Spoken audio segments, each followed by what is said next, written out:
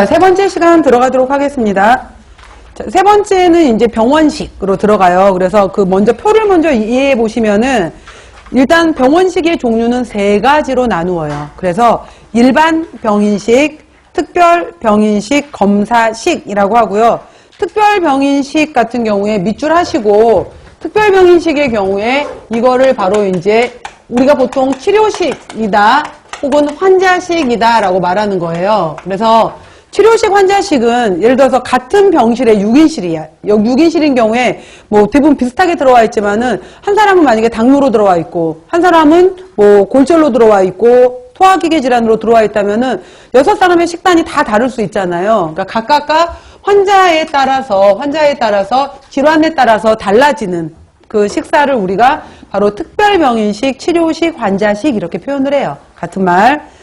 자, 맨 위에 보시면 일반 병인식은 보통 그냥 이제 소화기가 약간 아직 소화 정도에 따라서 얼마나 이제 무르게 줄 것이냐, 얼마나 되직하게 줄 것이냐에 따라서 미음으로 줄래, 죽으로 줄래 이런 것들 있잖아요. 그러니까 보통 이제 물기라든지 점도라든지 이런 정도에 따라서 가장 묽게 주는 유동식, 그 다음에 유동식을 소화할 수 있을 만큼 이 사람이 회복이 되었어 라고 한다면은 죽 정도에 해당이 되는 연식, 그 다음에 3번에 나와 있는 경식은 가로로 묶어버리세요. 요즘은 경식이라는 용어를 많이 안 쓰고 일반적으로 연식에서 그냥 바로 일반식으로 많이 넘어가요. 그래서 경식은 그러니까 예를 들어서 유동식이 미음 정도라면은 연식은 죽식 정도이고 경식은 진밥 정도이고 일반식은 보통의 일반 밥 있잖아요.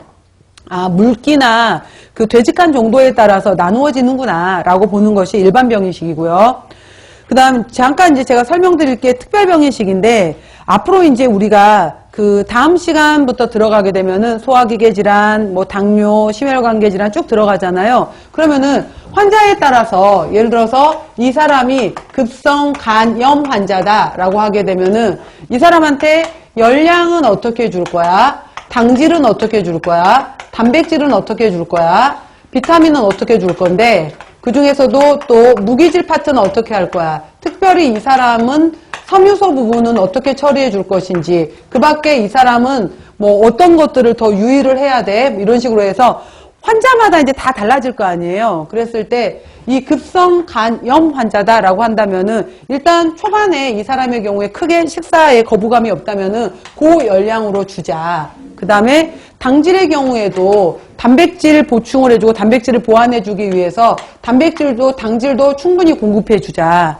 조직을 재생시켜야 되고 간세포를 정상화시켜줘야 되기 때문에 단백질도 충분히 주자. 그 다음 모든 비타민 대사에 관련된 곳이 간이고 여러 가지 에너지 대사를 일으키려면 비타민들이 있어야 되잖아요. 비타민들도 충분하게 줄 수 있을 만큼 주자.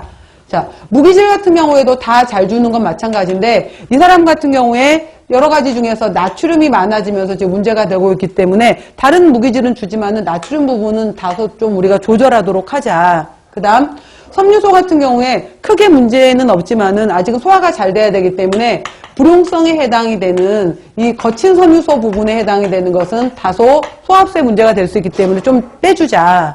이런 식으로 해서 각각 이제 뭐를 그러니까 여기서 보다 보면은 뭘 고루 줄 거야. 근데 초기에 급성 간염 환자들의 특징 중에 하나가 지방을 안 썼구나. 지방 부분에 있어서 지방류 음식의 냄새만 맡아도 막 토할 것 같대요. 실제로 선전만 봐도 토할 것 같대요. 음식에 피자 뭐 이런 것만 나와도 그 기름 냄새가 연상이 되면은 구토 증세, 오심 증상이 나타나게 되는 건데 그래서 초기에는 지방을 제한을 해요. 지방은 제한하자라고 들어가게 되는데 이런 식의 이제 뭐는 주고 뭐는 제한하고 뭐는 특별히 조절해주고 이런 식으로 하나하나 이제 다 들어가게 되거든요. 환자들마다. 그래서 급성간염 환자는 만성간염 환자는 그럼 만성간염 환자도 이렇게 줄 거야?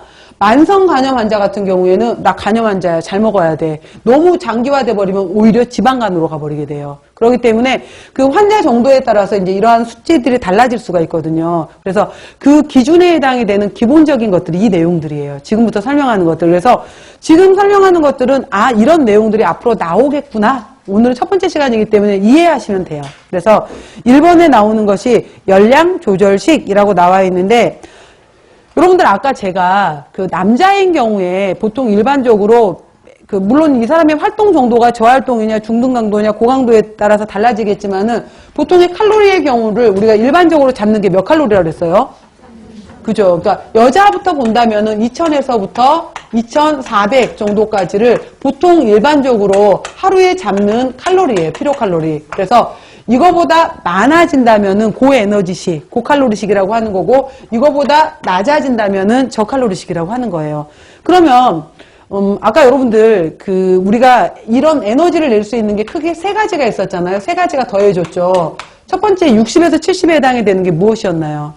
기초대사량. 두 번째가 그렇죠. 활동대사량. 마지막 10에서 15% 정도가 식이성 에너지 소모량이라고 했었죠. 자, 이랬을 때 그래서 만약에 내가 다이어트, 그러니까 체중 감량이 필요해 라고 했었을 때 최소 이것만큼은 먹어주자 라고 말하는 그 기준이 되는 게 뭘까요?